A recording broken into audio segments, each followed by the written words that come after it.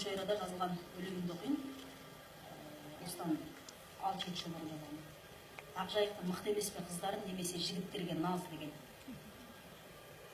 Арылайын көңілдегі күдіктен, сырларыңды маған ақтар дейді өлең. Тектілігін танытпаған жігіттен қыздар мақтау деп ойлаймын кейде мен.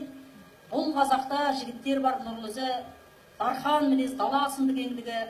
Ал мәншүктер қазағымның бір қызы, мың жігітке татитындай ерлігі. Жаратушым сендей сірә жоқ ұста, ұлға татыр қыздар бар ел үстем.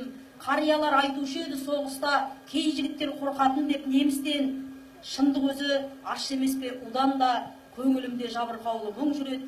Біздің жақта мықты жігіт туғанда, төлегенге қарамаушы еді қыз жібек. Іс қылатын ер жігітке лайықты, Ақұштаптың елге таныс атытым. Мың айналып жүрсе апам жайықты, Атыраудан тауып апты бақытын. Ағат кетсем, бұйырмаңдар айыпқа, жігіт болсаң, жігіт өмір сүр деймін. Нар қыздарды іздесеңдер жайықтан, нар жігіттер қайда екенін білмеймін. Ақ жайықтан табылмай бір төлеген, тағдыр солай төбемізден жүйрған. Ғашығыма жазам бәлкім көбелем, қай жақта екен мына бізге бұйырған.